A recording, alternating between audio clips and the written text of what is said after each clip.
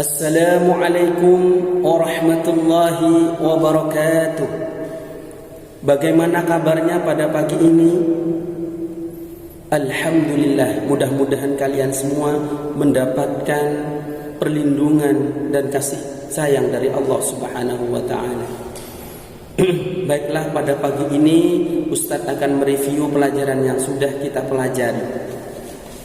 Di antaranya adalah yang pertama, membaca surat Ad-Duha, yang meliputi membaca surah, menghafalkan Ad-Duha, menyebutkan identitas surat Ad-Duha, penjelasan surat Ad-Duha.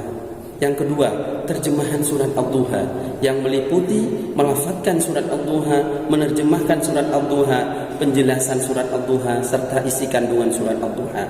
Pelajaran yang ketiga, hadis tentang keutamaan memberi, yang meliputi melafadzkan hadis, menghafalkan hadis, menerjemahkan hadis, menjelaskan hadis. Baiklah, untuk yang pertama Ustaz akan menjelaskan tentang identitas surat Ad-Duha. Kata Ad-Duha artinya adalah matahari sepenggalah naik. Surat Ad-Duha diturunkan di kota Mekah. Surat Ad-Duha tergolong surat Makkiyah karena diturunkan di kota Mekah. Surat Ad-Duha diturunkan sesudah surat Al-Fajr. Surat Ad-Duha di Al-Quran urutan surat yang ke-93. Kemudian asbabun nuzul atau sebab-sebab turunnya surat Ad-Duha yang dijelaskan dalam hadis Bukhari Muslim, bahwa pada saat itu Rasulullah sakit, tidak keluar rumah hingga 2-3 hari. Kemudian datanglah seorang perempuan yang mengijak beliau dengan perkataan, mungkin setanmu, kata si perempuan tadi, mungkin setanmu atau yang dimaksud malaikat Jibril, dia telah meninggalkanmu, dia sudah tidak menganggapmu. Kemudian turunlah surat Ad-Duha. Itu yang dimaksud asbabun nuzul dalam hadis Bukhari Muslim. Dalam surat Ad-Duha ini ada hukum bacaan lam ta'rif. Di antaranya adalah Al-Qamariyah dan Al-Syamsiyah. Al-Qamariyah atau yang disebut dengan idhar Qamariyah ini adalah al bertemu huruf Qamariyah yang jumlahnya ada 14. Hamzah, ba, wail, ha, jim, kaf, kha, fa, ain, qaf, ya, mim, ha. Jika ada al bertemu huruf tersebut, maka dikatakan Al-Qamariyah atau idhar Qamariyah. Qamariyah artinya rembulan.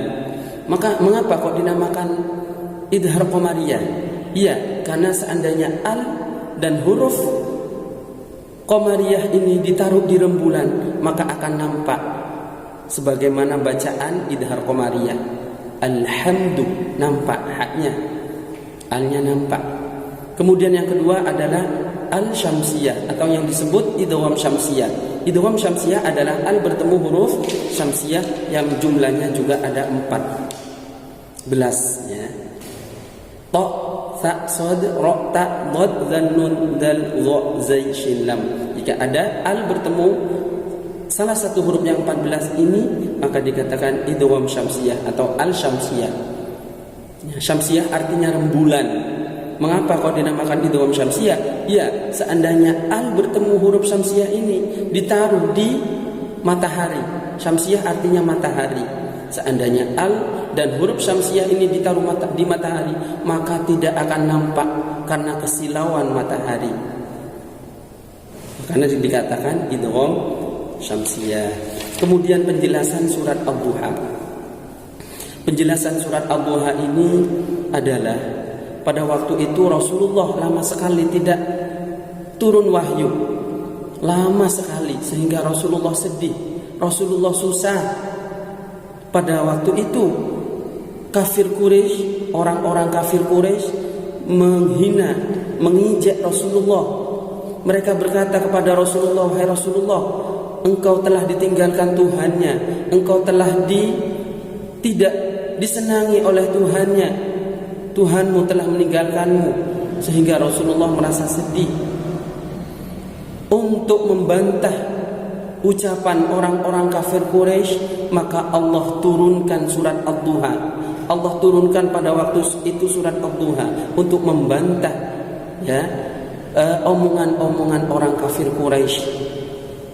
Kemudian turunlah surat Ad-Duha, bahwa Allah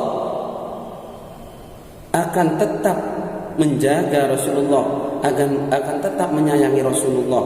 Secara garis besar, surat Ad-Duha 1 menjelaskan tentang kehidupan akhirat itu lebih utama daripada kehidupan dunia. Yang kedua, Allah tidak akan meninggalkan Nabi Muhammad, Allah akan menyayangi Rasulullah.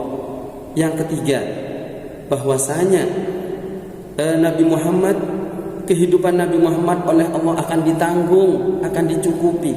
Yang keempat, larangan untuk menghina, tidak menyayangi anak yatim, larangan menghardik orang-orang yang meminta, membentak orang yang meminta, dilarang oleh Allah. Yang kelima adalah bahwa Allah akan membimbing,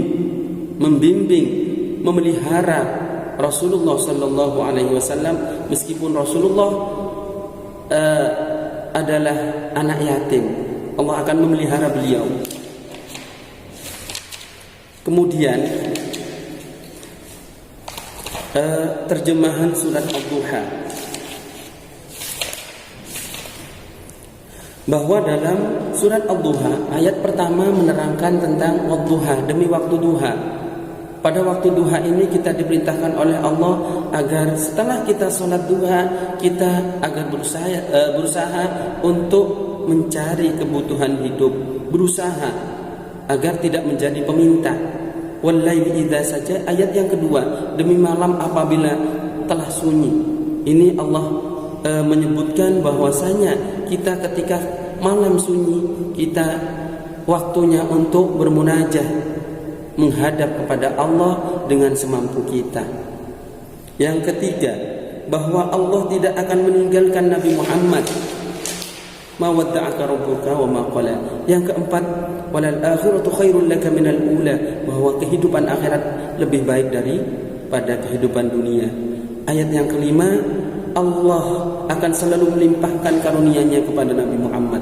Yang keenam, meskipun Rasulullah yatim, Allah akan melindungi beliau, akan menyayangi beliau.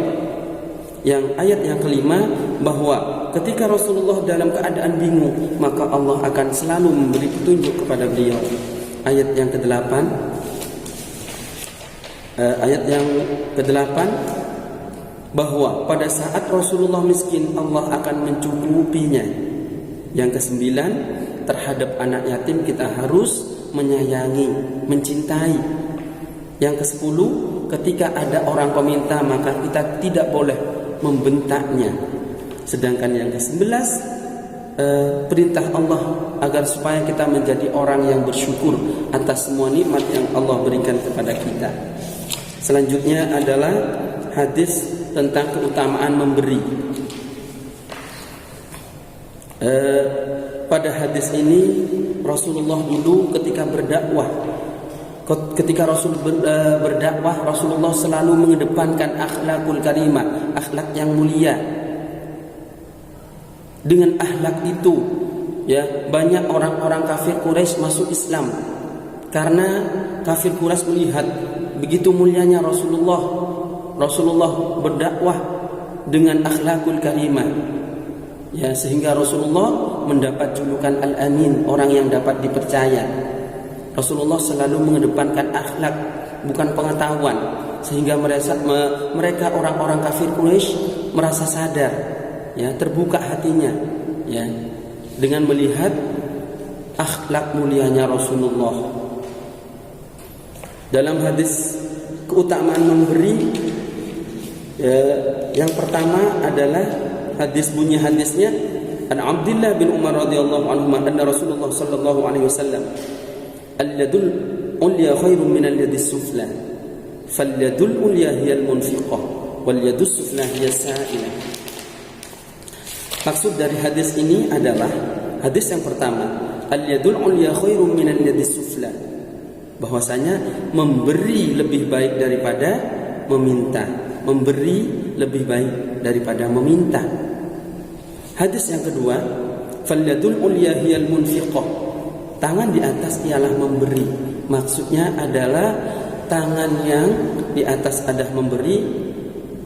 Hadis ini adalah memberi itu lebih baik daripada meminta juga, ya. Yang dimaksud tangan di atas itu adalah pemberi. Sedangkan hadis selanjutnya adalah wal yatus suflah yasa'ilah. Tangan yang di bawah adalah peminta. Jadi tangan yang ada di bawah itu adalah peminta. Tangan yang di atas adalah pemberi. Ya, memberi itu lebih baik daripada meminta. Orang yang meminta derajatnya lebih rendah daripada orang yang memberi. Orang yang selalu memberi bersedekah, rezekinya tidak akan berkurang, malah oleh Allah akan ditambah rezekinya dengan memberi, dengan berbagi rezekinya akan bertambah. Agar supaya kehidupan kita tercukupi, kata Rasulullah, pertama kita harus bekerja keras, yang kedua harus berdoa kepada Allah, yang ketiga harus pasrah kepada Allah Subhanahu wa ta'ala. Cukup sekian untuk review pembelajaran Quran hadis, yang mudah-mudahan manfaat, mudah-mudahan kita bisa mengamalkan isi kandungan surat Ad-Duha dan isi kandungan hadis keutamaan memberi. Amin amin ya rabbal alamin. Cukup sekian. Untuk tugas Quran hadis adalah kalian membaca dan memahami surat Ad-Duha dan hadis keutamaan memberi. Pahami ya penjelasan dan isi kandungannya. Cukup sekian dari Ustaz. Assalamualaikum warahmatullahi wabarakatuh.